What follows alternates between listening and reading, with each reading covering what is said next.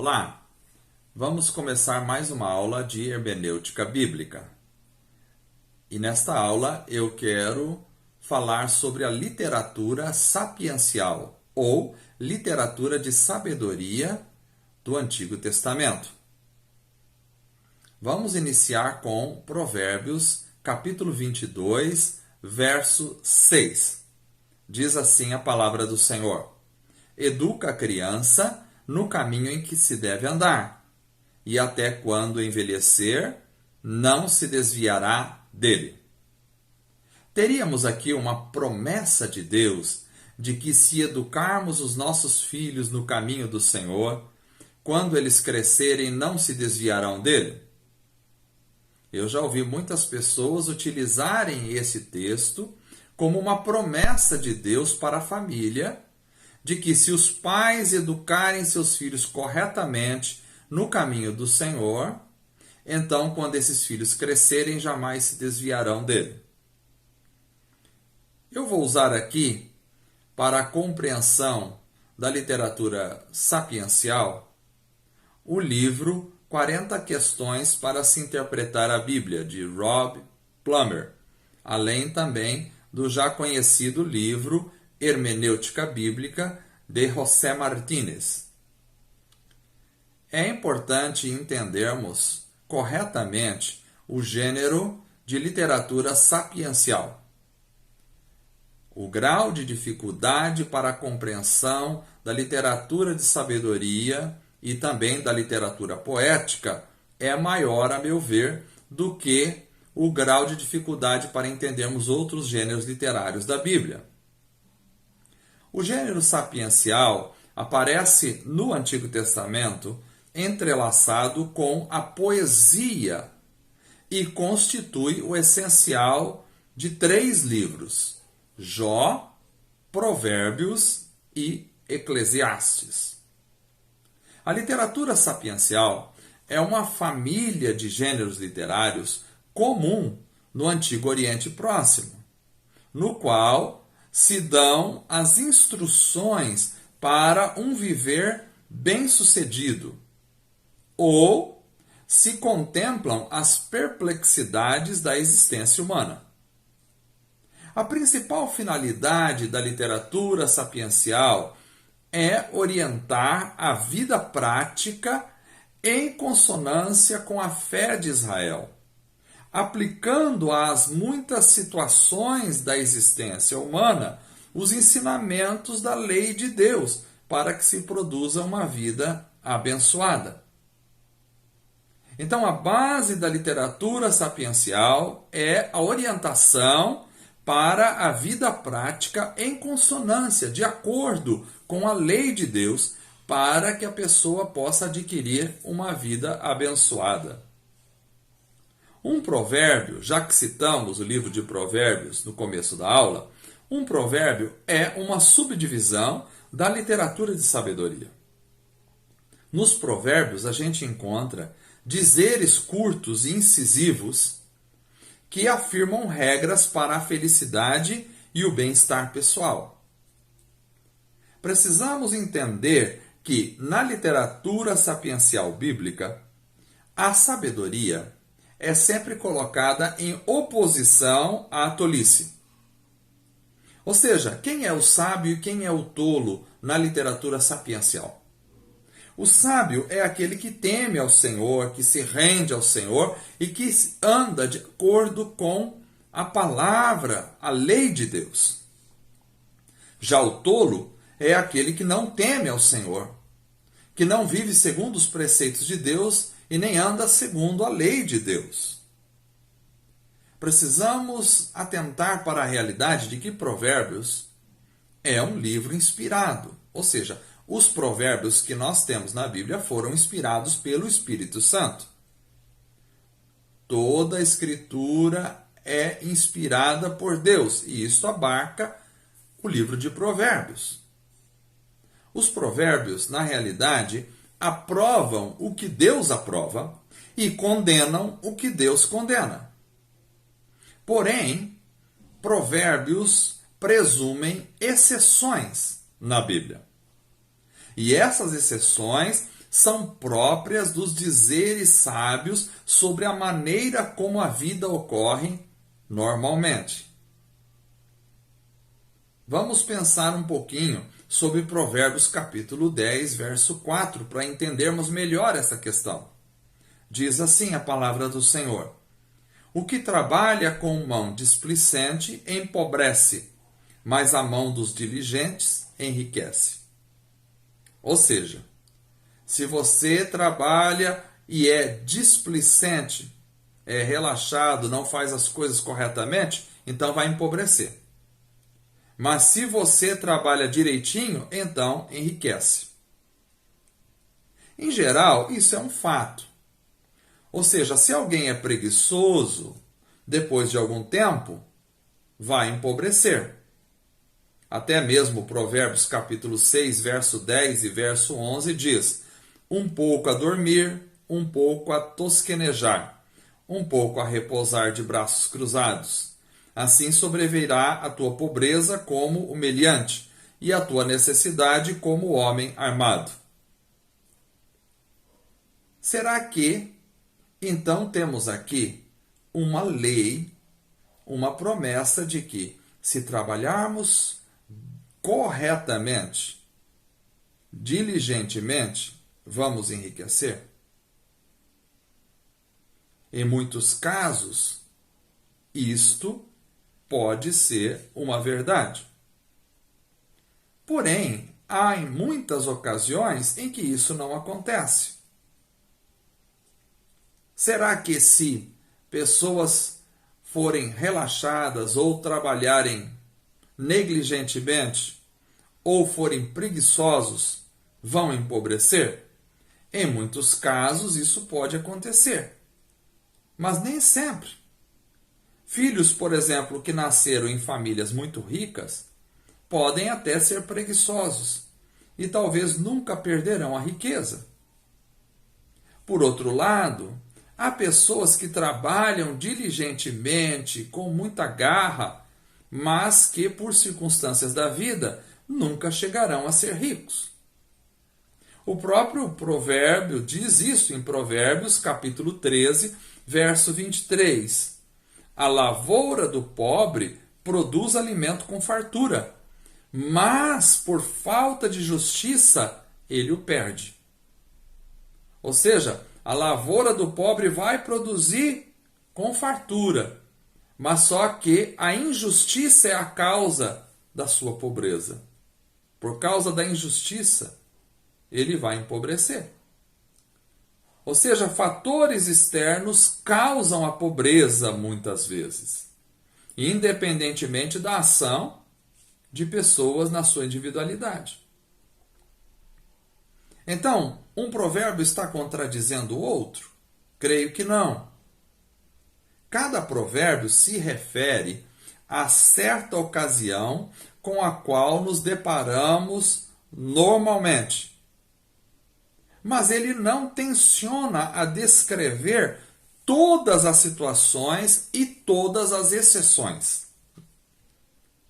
Para entender melhor esta questão, vamos para outro exemplo onde podemos contrastar dois provérbios que estão aparentemente em conflito. Provérbios capítulo 26, verso 4, diz o seguinte: não responda a um tolo segundo a sua tolice, para que também não te faças tolo para ele. Convém lembrar aqui que o tolo ou o insensato na literatura sapiencial é o pagão incrédulo que ignora a Deus e segue o seu próprio ego. Mas de qualquer forma, diz aqui: não responda a um tolo segundo a sua tolice, para que também não te faças tolo para ele. Já o Provérbios capítulo 26, verso 5, diz: responde a um tolo segundo a sua tolice, para que ele não venha a ser sábio aos olhos dele. Ora, o verso 4 diz: não responda a um tolo. O verso 5 diz: responde a um tolo. responda ou não responda. Depende. Devemos compreender a natureza circunstancial dos provérbios para afirmarmos a verdade desses dois provérbios. Ou seja, dependendo da receptividade do insensato, é que nós vamos saber se devemos responder ou não responder. Se um tolo é friamente indisposto a ouvir a instrução de outros, então você assume o papel do insensato quando tenta argumentar com ele. Ou seja, tentar argumentar com alguém que não está disposto a ouvir e repensar faz de você também um insensato. Entretanto, há situações em que confrontar com as ações insensatas de uma pessoa vai impedir que essa pessoa continue no seu auto-engano destrutivo. Ou seja, se você confronta alguém que pode parar para pensar, isto vai fazer com que muitas vezes ele saia da sua insensatez. Então, provérbios não são leis universalmente verdadeiras, e sim são princípios circunstancialmente relevantes. Isso precisa ficar bem claro. São princípios circunstancialmente relevantes, ou seja, depende da circunstância, ele é aplicado de uma forma ou de outra. A resposta vai depender da natureza, neste caso aqui, do insensato. Então, aplicando isso ao provérbios que lemos, educa a criança no caminho que se deve andar, e quando crescer, quando envelhecer, não se desviará dele, nós podemos dizer que o resultado desse provérbio vai depender do filho que recebe a instrução. Vai depender do filho. Isto é, este provérbio é válido se aquele que cresce tem uma índole de dar ouvidos ao que aprendeu. Então, se ele está aberto e se ele tem o desejo de pôr em prática aquilo que ele está aprendendo, então você ensina e quando ele crescer não se desviará dele, porque ele está disposto a aprender e a praticar. Mas, por outro lado, se ele tem um coração fechado para a vida de prática na fé, então você pode ensinar devidamente, mas ele não vai pôr em prática quando crescer. Por quê? Assim como na situação anterior em que nós lemos do Provérbios 26, 4 e 5. Depende de quem recepciona a instrução, assim também o filho depende do filho que recepciona a instrução. Muitos pais, por não compreenderem esse tipo de literatura, acabam criando disso uma promessa e a partir daí ficam se culpando quando tem um filho que foi instruído nos caminhos do Senhor, mas quando cresceu acabou se desviando. O pai acaba se culpando por isso e diz: eu fiz alguma coisa errada, porque a Bíblia diz que se eu educar ele não vai se desviar. Por outro lado, isso também pode ser um verso utilizado por pessoas de forma errada, que vão acabar culpando ou apontando o dedo para outros, dizendo: está vendo, olha lá, o filho dele cresceu e se desviou, então significa que ele não soube instruir corretamente o filho nos caminhos do Senhor. Precisamos entender que a literatura sapiencial, ela não tem por finalidade estabelecer promessas ou leis absolutas. É, na realidade, uma composição de conselhos que parece pretender, na na verdade, instigar a conduta humana.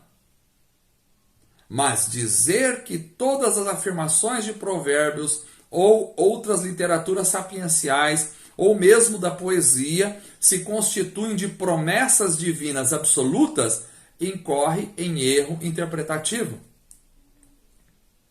Outro exemplo é Provérbios capítulo 10, verso 3, que diz: o Senhor não deixa o justo passar fome, mas frustra a ambição dos ímpios.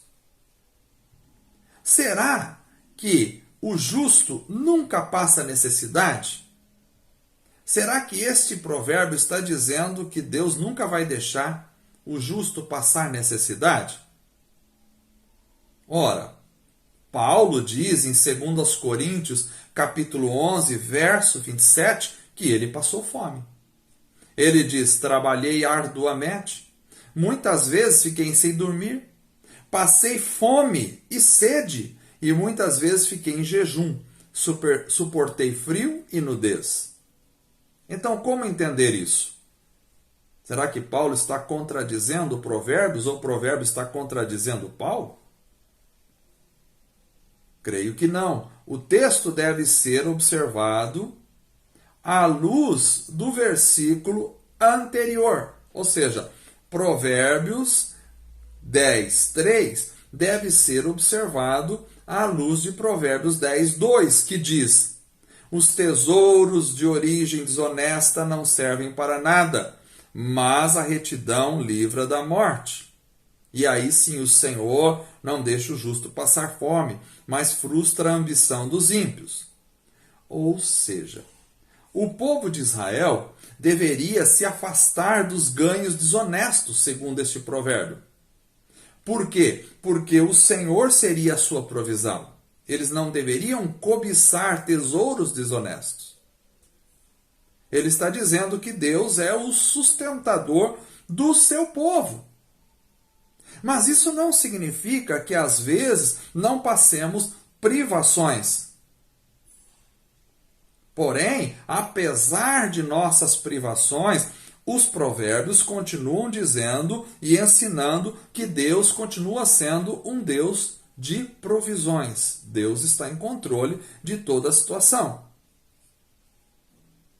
Assim, precisamos notar que porções da literatura de sabedoria apontam para a realidade de que muitas vezes nós passamos dificuldades, mas Deus cuida da gente.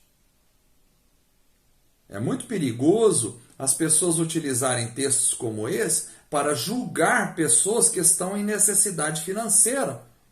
E começam dizendo: bom, se Deus cuida das pessoas e aquele que é justo não passa fome, e esta pessoa está passando fome, então significa que ele está em pecado. Ele não é justo diante de Deus. E não é isto que a Bíblia está dizendo. É só olhar para o texto que nós já lemos do apóstolo Paulo em 2 Coríntios 11, 27. Então precisamos entender a literatura sapiencial dentro do seu contexto e entender as exceções e entender que o objetivo ali é instigar a prática da vida cristã, instigar a prática da vida na lei cristã na nova aliança, mas no Antigo Testamento na prática da lei. Então, instigar o povo de Israel a viver segundo a lei de Deus. Na nova aliança seria instigar o povo a viver segundo a palavra do Senhor. Assim também, nós precisamos notar que porções da literatura de sabedoria apontam para a justiça final de Deus. Ou seja, o acerto final de contas. Então, os provérbios, eles têm a princípio um objetivo de nos mostrar como deve ser a vida prática do dia a dia. Porém, há uma observação mais profunda nisso, de que nos leva também para um ajuste de contas final. Ou seja, no final, os justos sempre estarão com o Senhor na bonança. E os ímpios estarão sempre no mal. Parece que provérbios, como este que nós lemos agora, querem ensinar que o povo deve se apegar a Deus, porque Deus é um Deus provedor, e não se apegar às riquezas. Por outro lado, a gente precisa entender uma coisa importante também. Na tentativa de corrigir o erro comum de as pessoas entenderem provérbios como promessas, alguns intérpretes podem ignorar o fato de que alguns provérbios bíblicos não trazem esta condicional que é peculiar à maioria dos provérbios. Ou seja, alguns provérbios bíblicos não trazem exceção. Em essência, alguns provérbios são sim promessas de Deus, porque lidam com a natureza de Deus, que é imutável, que não está sujeita às circunstâncias como nós. Por exemplo, a santidade de Deus, o conhecimento de Deus.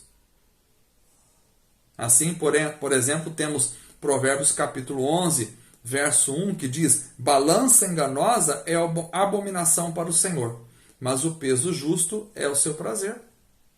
Ou seja, isto é sim uma fala imutável, sem exceções. A balança enganosa sempre será uma abominação para o Senhor, em qualquer circunstância. Então, a interpretação de provérbios, de texto de literatura sapiencial, precisa passar por esta consciência de que estamos lidando com esse tipo de literatura que pressupõe exceções e que tem como objetivo orientar na vida prática e instigar o povo a viver segundo a lei de Deus.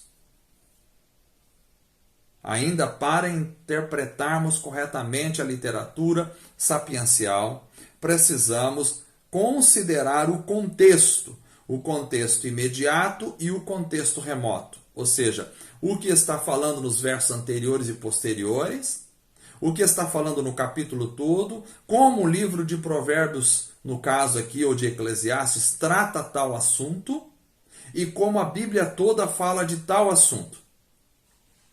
Precisamos observar como isso se encaixa na Bíblia. E também precisamos olhar, observar como isso se encaixa nos conselhos para uma vida de acordo com a obediência da lei. Então, o livro de Provérbios vai induzir o povo a andar segundo a lei de Deus. Além do mais, precisamos tentar entender como o texto em questão se encaixa no processo progressivo de revelação de Deus nas Escrituras. Ou seja, em que estágio está esse texto que estamos examinando dentro do processo progressivo de Deus de revelação na Sagrada Escritura. Assim, nós vamos situar o texto entendendo que Deus se revela progressivamente e que textos posteriores trazem uma abrangência de compreensão maior que textos que estão em estágio inferior na revelação. Então, isso é importante para compreendermos corretamente, situando os textos dentro da linha progressiva revelacional na Sagrada Escritura. Que Deus os abençoe, espero ter contribuído para uma compreensão melhor de textos sapienciais, de literatura de sabedoria na Bíblia Sagrada. Até a próxima aula, se Deus quiser.